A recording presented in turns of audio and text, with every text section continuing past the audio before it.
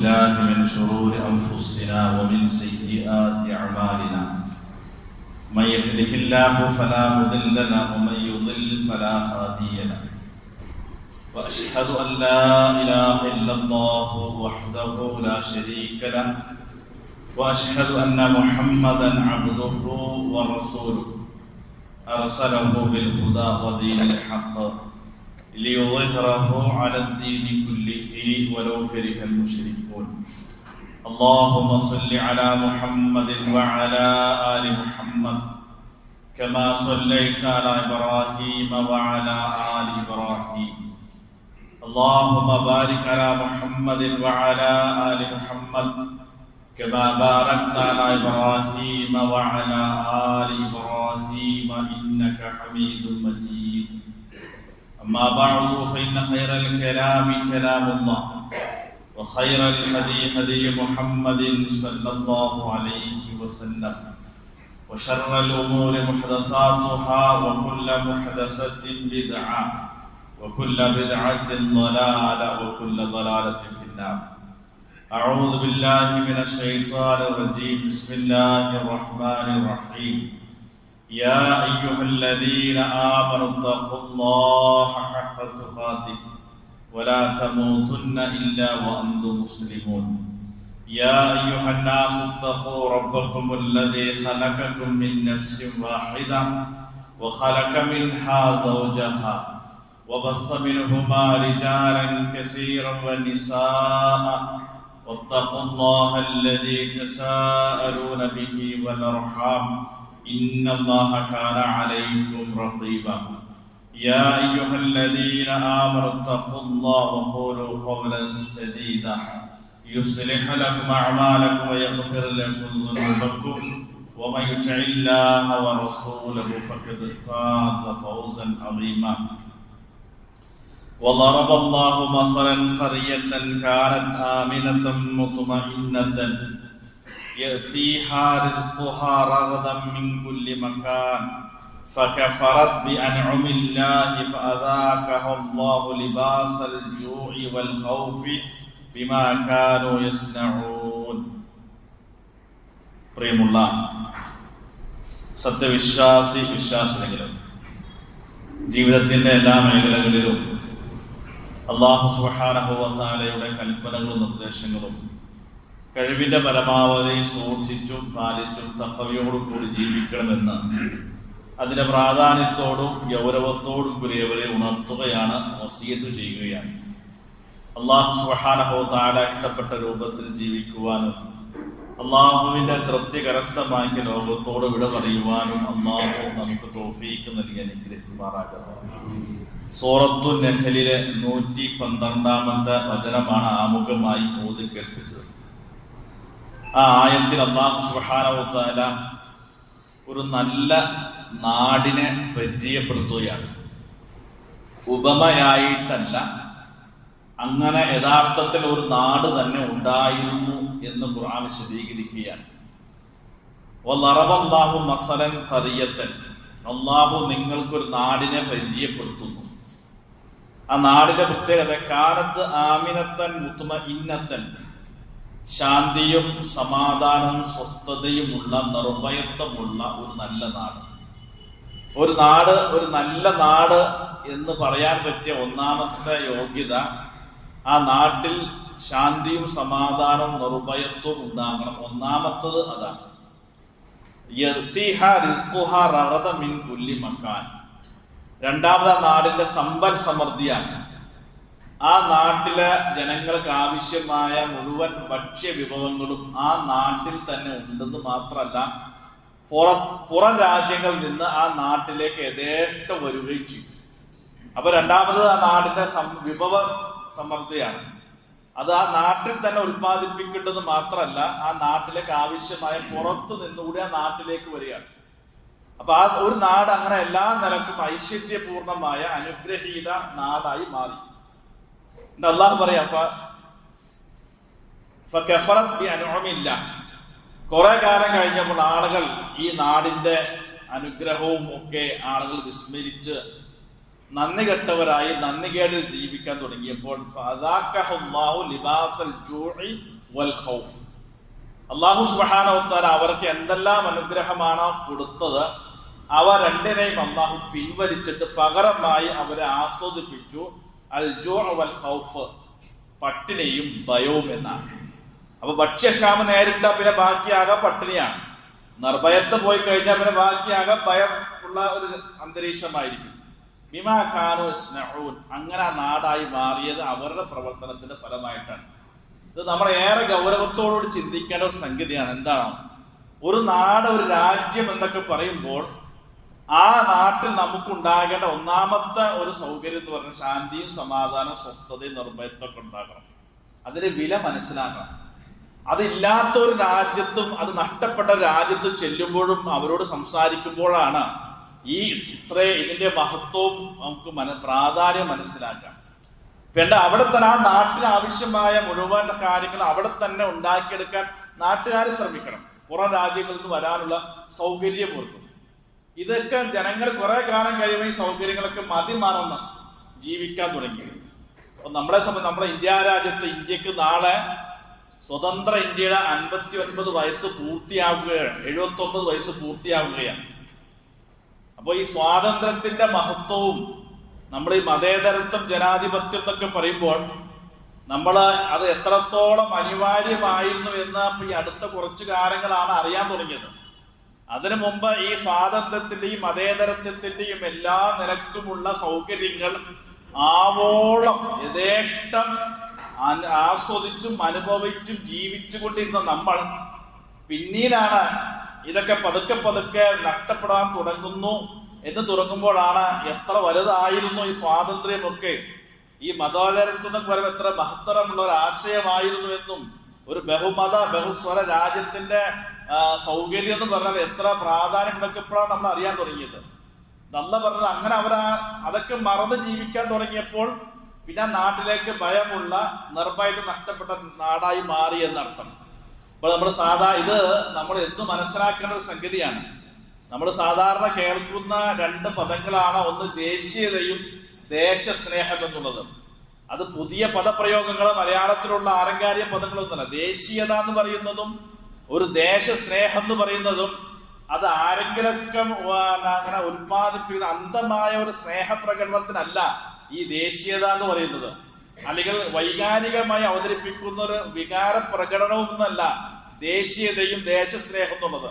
വികാര പ്രകടനങ്ങളോ അന്ധമായ സ്നേഹത്തിന് പറയുന്നതിന് പകരമായി ഒരു മനുഷ്യന് ജനിച്ച നാടിനോടും പിറന്ന മണ്ണിനോടുമുള്ള അവന് ജന്മസിദ്ധമായ വികാരത്തിനാണ് ബന്ധത്തിന് പറയുന്നതാണ് ദേശീയത. ഏത് നാട്ടിലാണോ ജനിച്ചത്, ഏത് മണ്ണിലാണോ പിറന്നത്, ആ പിറന്ന മണ്ണിനോടും ജീവിക്കുന്ന രാജ്യത്തോടുമുള്ള ഒരു മനുഷ്യന് സൃഷ്ടിപരവും ജന്മസിദ്ധവുമായ ആത്മബന്ധത്തിലാണ് ദേശീയത എന്ന് പറയേണ്ടതും പറയുന്നു. നമ്മൾ മനസ്സിലാക്കേണ്ടതും അങ്ങനെയാണ്.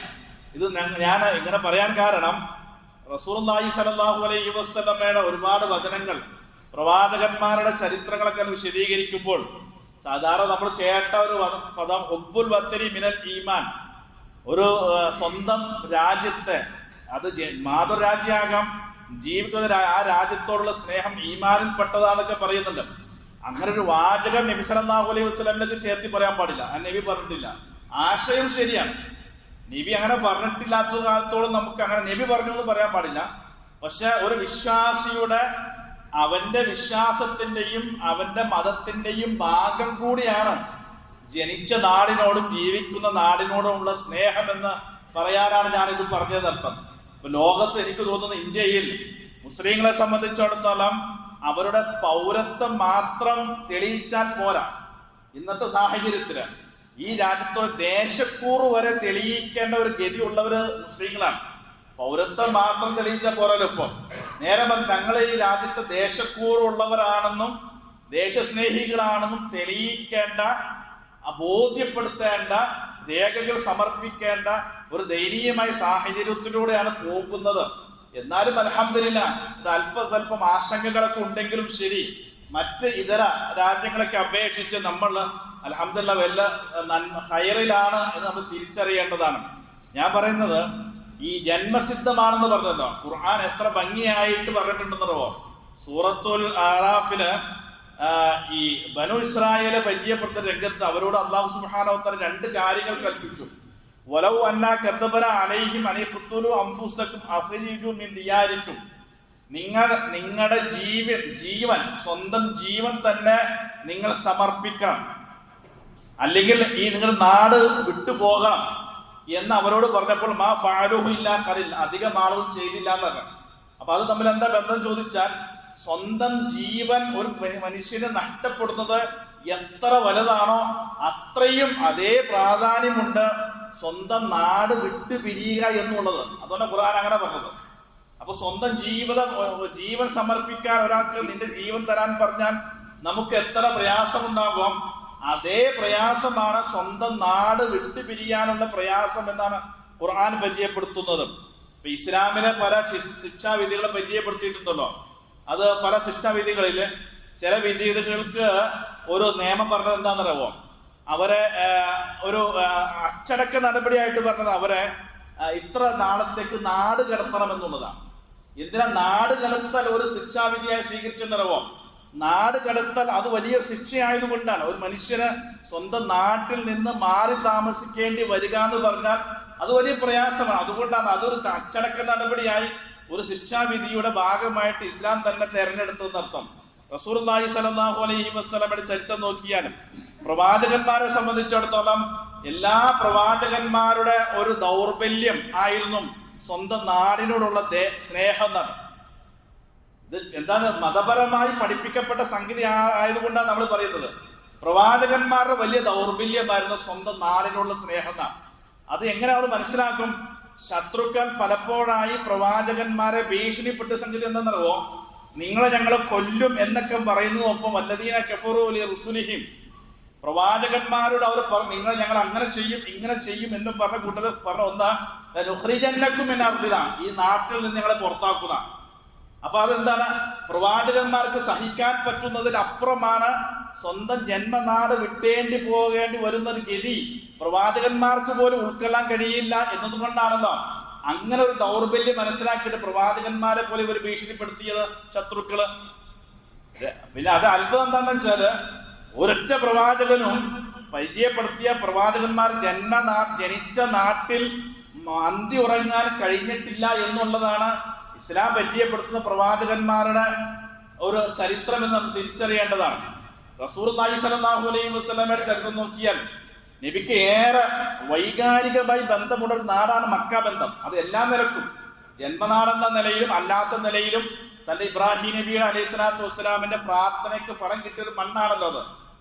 ആ നബി സല്ലല്ലാഹു അലൈഹി വസല്ലം ആ നാടിനുള്ള ബന്ധത്തിന്റെ ആഴം ഈ പ്രവാചകനായി ജിബ്രീൽ അലൈഹി സ്വലാത്തു വസ്സലാം വന്നതിന് ശേഷം നബി സല്ലല്ലാഹു പേടിച്ച് പനി പിടിച്ച് കിടന്ന നബി സല്ലല്ലാഹു അലൈഹി വസല്ലമയുടെ അസ്വസ്ഥതകൾക്ക് മാറിയതിനു ശേഷം ഖദീജ ബീവി റളിയല്ലാഹു അൻഹ അവരെ എടാപ്പയായ വർക്കത്ത് ബിൻ ഔഫലിന്റെ അടുത്തേക്ക് കൊണ്ടുപോകുന്നുണ്ട്.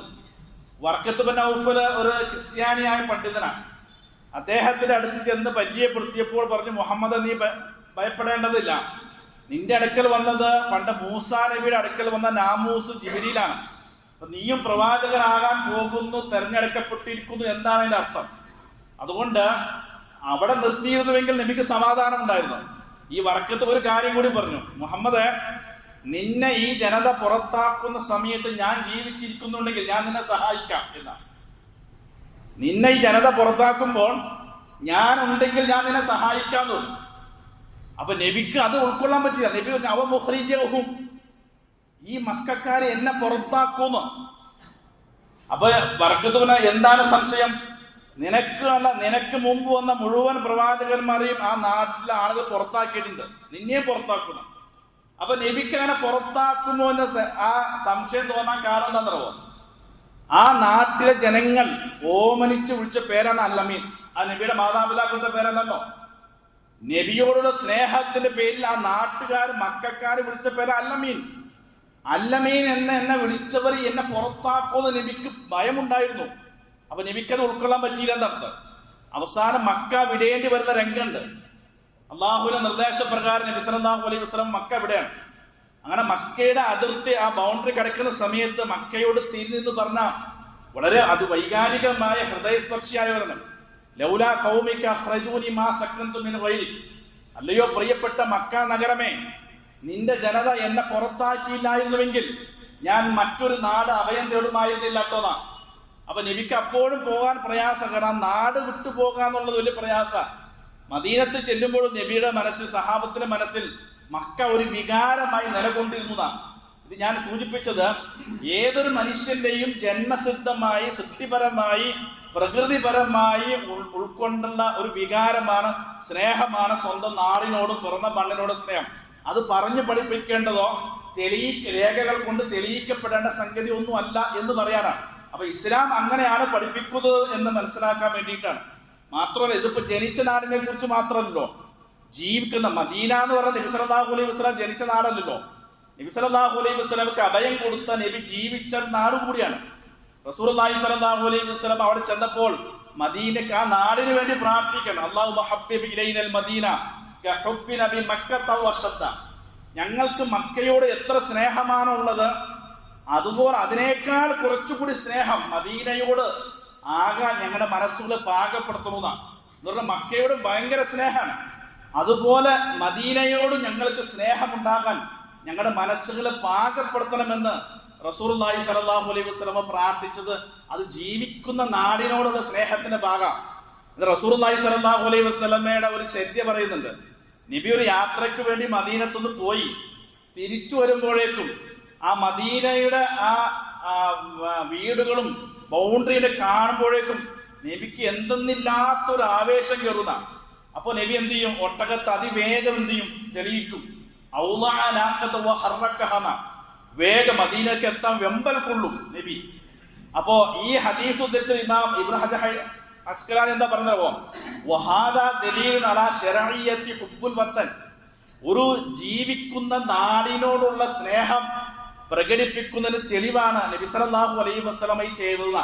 അപ്പോൾ നാട് സ്വന്തം കാണും. ഇപ്പൊ വിദേശത്തൊക്കെ പോയി നമ്മൾ എയർപോർട്ട് ഫ്ലൈറ്റ് ലാൻഡ് ചെയ്യുമ്പോൾ സ്വന്തം നാട് കാണുമ്പോൾ, ആ പച്ചപ്പ് കാണുമ്പോഴുള്ള ഒരു വലിയ സന്തോഷം ഉണ്ടല്ലോ, അതിന്റെ 100 ഇരട്ടിയാണ് ആർക്ക്? റസൂലുള്ളാഹി സ്വല്ലല്ലാഹു അലൈഹി വസല്ലമക്കും സഹാബത്തിനും മദീനയോട് ഉണ്ടായിരുന്നർത്ഥം. അപ്പൊ അത് ജന്മസിദ്ധമായ ഒരു മനുഷ്യനിലുള്ള ഒരു സംഗതിയാണ്. അപ്പൊ അതുകൂടി മനസ്സിലാക്കിയിട്ട് വേണം നമ്മൾ ഈ കാര്യങ്ങൾ പറയുവാനും പ്രകടിപ്പിക്കുവാനും ഇതിന്റെ വിലയും നിലയും മനസ്സിലാക്കേണ്ടത്. പിന്നെ ഖുർആൻ പഠിപ്പിക്കുന്ന മറ്റൊരു സംഗതി എന്താണെന്നറിയോ?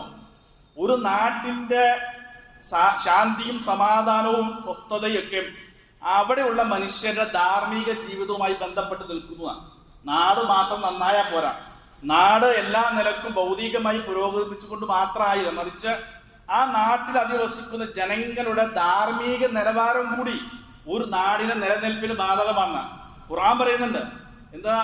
വലൗ അന്ന അഹ്ലൽ ഖുറ, ആ നാട്ടിലെ ആളുകളൊക്കെ ആമനു വത്തഖൗ, ആ നാട്ടിലെ ജനങ്ങളൊക്കെയും ശരിയായ വിശ്വാസം ഉൾക്കൊള്ളുകയും ധർമ്മനിഷ്ഠതയോ ധാർമ്മിക നിലവാരം പുലർത്തി ജീവിക്കുകയും ചെയ്ത ലഫതഹ്നാ അലൈഹിം ബറകാത്ത് മിനസ് സമാഇ, ആകാശത്തിൽ ഞാൻ ഇതിന് അനുഗ്രഹങ്ങൾ തുറന്നു കൊടുക്കുക.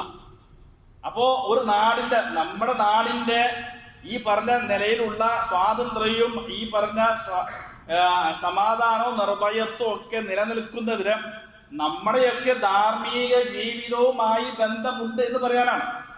ധാർമ്മിക നിലവാരത്തിലെ തകർച്ച നമ്മളെ മാത്രമല്ല സമൂഹത്തെയും നാടിനെയും ഒന്നായി ബാധിക്കും.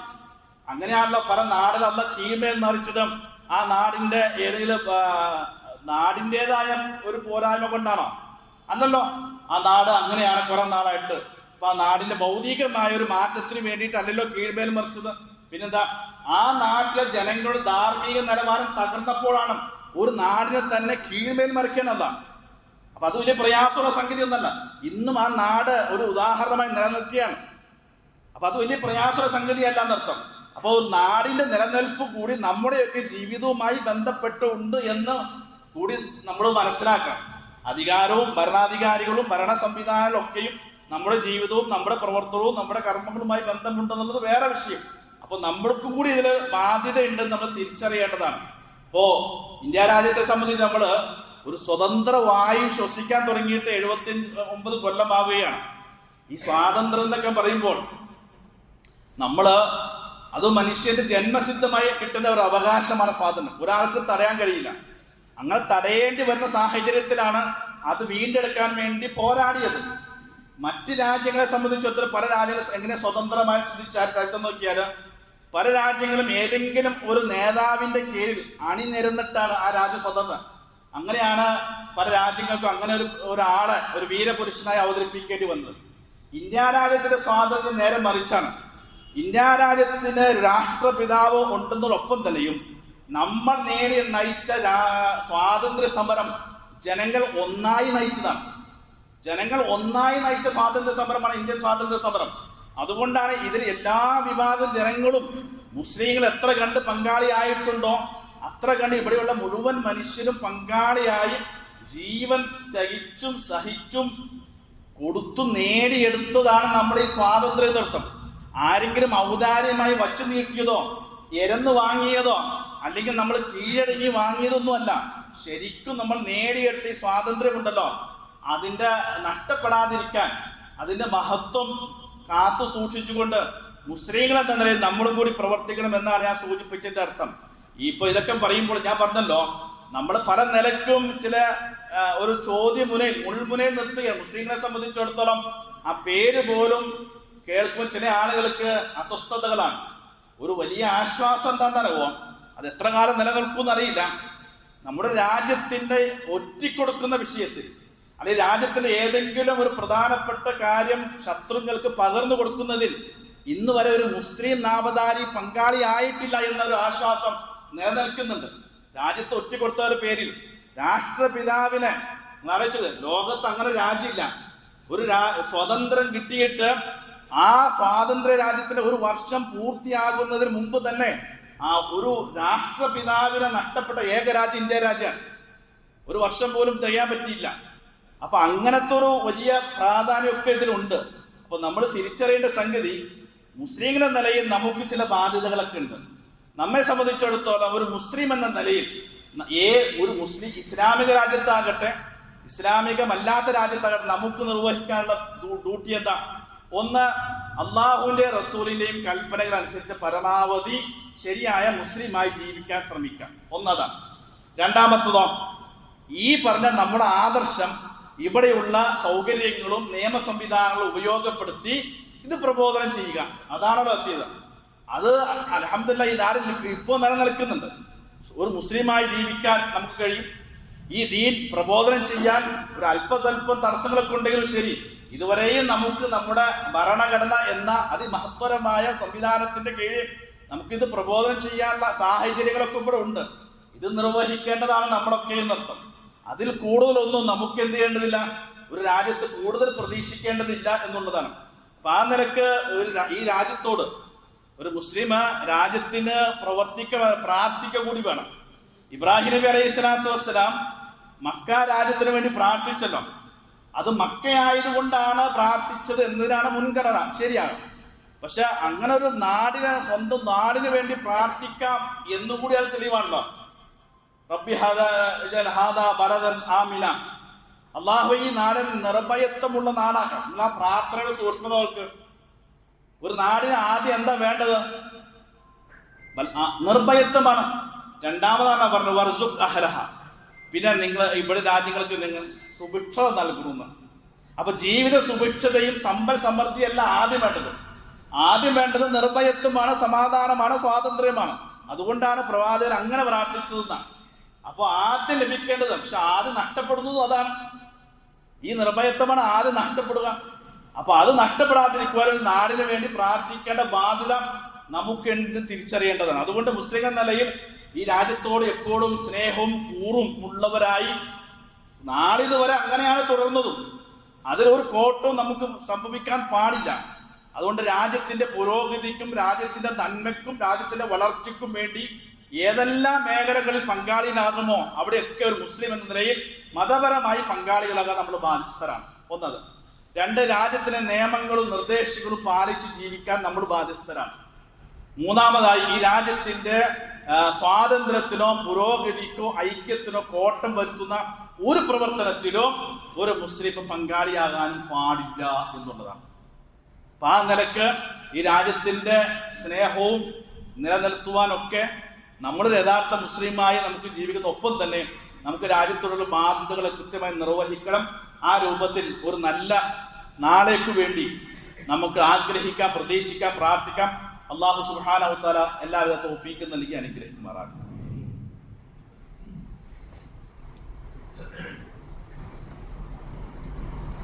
അൽഹംദുലില്ലാഹി റബ്ബിൽ ആലമീൻ വസ്സലാത്തു വസ്സലാമു അലാ അഷ്റഫിൽ മുർസലീൻ വഅലാ ആലിഹി വസ്വഹ്ബിഹി അജ്മഈൻ. അമ്മാ ബഅദ്. ഒരിക്കൽ കൂടി അള്ളാഹുവിൻ്റെ കൽപ്പനകൾ പാലിച്ച് ജീവിക്കണമെന്ന് ഉണർത്തുകയാണ്. റസൂലുള്ളാഹി സ്വല്ലല്ലാഹു അലൈഹി വസല്ലമയുടെ ഒരിക്കൽ സഹാബത്ത് നബിയെ, ഒരു നല്ല മനുഷ്യൻ എന്ന് പറയണമെങ്കിൽ എന്താണ് അതിനുള്ള അടയാളം എന്ന് നബിയോട് ചോദിച്ചു. അപ്പോൾ നബി സല്ലല്ലാഹു അലൈഹി വസല്ലം പല വിശദീകരണങ്ങൾ പല സ്ഥലത്തും ഉണ്ട്. അപ്പോൾ റസൂലുള്ളാഹി സ്വല്ലല്ലാഹു അലൈഹി അന്നത്തെ ചോദ്യത്തിന് കൊടുത്ത ഒരു നല്ല മനുഷ്യൻ പറഞ്ഞാൽ ഖൈറുക്കും മൻ യുർജ ഖൈറുഹു വയുഅ്മനു ശർറുഹു. ഒരാളിൽ നിന്ന് നല്ലത് പ്രതീക്ഷിക്കാമെങ്കിൽ അയാൾ നല്ലവനാണ്. അയാളിൽ നിന്ന് ഒരു തിന്മയും നമുക്ക് ഭയപ്പെടേണ്ടതില്ലെങ്കിൽ അയാൾ നല്ല മനുഷ്യനാണ് എന്ന് പറയാം. ഒരാൾ നല്ലതാണെന്ന് പറയാൻ അയാളെ കുറിച്ചിട്ട് അയാൾ നല്ലതാണ്, അയാൾ നല്ലത് ചെയ്യൂ, അയാളത് ചെയ്യില്ല, അയാളത് പറയില്ല, അയാളത് മുടക്കില്ല, അയാൾ അതിൽ ഇടപെടില്ല എന്ന് ജനങ്ങൾ അയാളെ കുറിച്ച് നല്ലത് പ്രതീക്ഷിക്കാൻ പറ്റണം. ഇനിയോ അയാൾ അത് ചെയ്യൂല, അയാൾ നല്ല മനുഷ്യനാണ്, അയാൾ അത്ര മോശപ്പെട്ട സംഗതി ചെയ്യൂല, അയാളെ തൊട്ട് ബാക്കിയുള്ളവർ നിർഭയനാണെങ്കിൽ അയാൾ നല്ലവനാണ്. നോക്കി എത്ര നല്ല നിർവചനമാണ് റസൂലുള്ളാഹി സ്വല്ലല്ലാഹു അലൈഹി വസല്ലം. ഞാൻ എന്താ പറയുന്നത്, നമ്മളെ കുറിച്ച് ആളും എങ്ങനെ വിലയിരുത്തുന്നു, നമ്മളെ എങ്ങനെ സമീപിക്കുന്നു നമ്മൾ തിരിച്ചറിയേണ്ടതാണ് എന്ന് പറഞ്ഞാൽ ചിലപ്പോഴൊക്കെ അയാളോട് പറഞ്ഞിട്ട് ഒരു കാര്യമില്ല. ഇനി ഒരു മുടക്ക് വന്നാൽ പെട്ടെന്ന് നമ്മുടെ മുഖം ഓർമ്മ ആളുകൾക്ക് അന്ന് അയാളായിരിക്കും അത് മുടക്കിയിട്ടുണ്ടാക്കാം. അങ്ങനെ വരാൻ പാടില്ലല്ലോ. അപ്പോൾ നല്ലത് ആളുകൾ നമ്മിൽ നല്ലത് പ്രതീക്ഷിക്കുന്നുവെങ്കിൽ നമ്മൾ നല്ല മനുഷ്യനാണ്. അതുകൊണ്ട് നമുക്ക് മാത്രം നമ്മൾ നല്ലതായി തോന്നിയാൽ പോരാ, മറ്റുള്ളവർക്കും കൂടി നമ്മൾ നല്ലതാണെന്ന് ബോധ്യപ്പെടുത്തണം. ആ രൂപത്തിലായിരിക്കണം നമ്മുടെ പ്രവർത്തനങ്ങൾ. അതുകൊണ്ട് എല്ലാവർക്കും മാതൃക യോഗ്യരായി ഒരു നല്ല മനുഷ്യനായി, നല്ല മുസ്ലിമായി സമൂഹത്തിലും നാട്ടിലും ഒക്കെ നമുക്ക് ജീവിക്കാൻ കഴിയണം. എല്ലാവർക്കും നന്മകൾ മാത്രം പകർന്നു നൽകണം. എല്ലാവർക്കും നന്മകൾ മാത്രം പകരണം. ഒരു തിന്മയും നമ്മളാൽ പകർന്നു കൊടുക്കാതിരിക്കാൻ നമ്മൾ പരിശ്രമിക്കണം. അല്ലാഹു സുബ്ഹാനഹു വ തആല ഇഷ്ടപ്പെട്ട രൂപത്തിൽ ജീവിക്കാൻ നമുക്ക് എല്ലാവർക്കും തൗഫീഖ് നൽകി അനുഗ്രഹിക്കുമാറാകട്ടെ. നമ്മുടെ പാപങ്ങൾ അല്ലാഹു നമുക്ക് പുറത്തു മാപ്പാക്കി തരുമാറാകട്ടെ. രോഗികളായി ആശുപത്രിയിലും വീടുകളിലും കഴിഞ്ഞുകൂടുന്ന സഹോദരി സഹോദരന്മാർക്ക് അല്ലാഹു എല്ലാവിധത്തിലുള്ള ശിഫ നൽകി അനുഗ്രഹിക്കുമാറാകട്ടെ. സാമ്പത്തികവും ശാരീരികവും മാനസികവുമായി പ്രയാസം അനുഭവിക്കുന്നവർക്ക് അല്ലാഹു രക്ഷയും ആശ്വാസവും മോചനം നൽകി അനുഗ്രഹിക്കുമാറാകട്ടെ. മരണപ്പെട്ടു പോയ ആളുകൾക്ക് അല്ലാഹു മഗ്ഫിറത്തും മർഹമത്തും നൽകി അനുഗ്രഹിക്കുമാറാകട്ടെ. ഇസ്ലാമിന് മുസ്ലിം സമൂഹത്തിന് അല്ലാഹു ഇസ്സത്ത് പ്രദാനം ചെയ്യുമാറാകട്ടെ. അല്ലാഹുമ്മ ഗ്ഫിർ ലിൽ മുഅ്മിനീന വൽ മുഅ്മിനാത്ത് വൽ മുസ്ലിമീന വൽ മുസ്ലിമാത്ത് അൽ അഹ്യാഇ മിൻഹും വൽ അംവാത്ത് ഇന്നക മുജീബുദ് ദഅവാത്ത് യാ ഖാദിയൽ ഹാജാത്ത്. അല്ലാഹുമ്മ അജ്റിനാ മിനൻ നാർ, അല്ലാഹുമ്മ അജ്റിനാ മിനൻ നാർ, അല്ലാഹുമ്മ അജ്റിനാ മിനൻ നാർ. اللهم اعز الاسلام والمسلمين واذل الشرك والمشركين. اللهم احينا الكتاب والسنه وامتنا مع الايمان والتوبه. ربنا آتنا في الدنيا حسنه وفي الاخره حسنه وقنا عذاب النار. ربنا تقبل منا انك انت السميع العليم وتب علينا انك انت التواب الرحيم. آمين برحمتك يا ارحم الراحمين.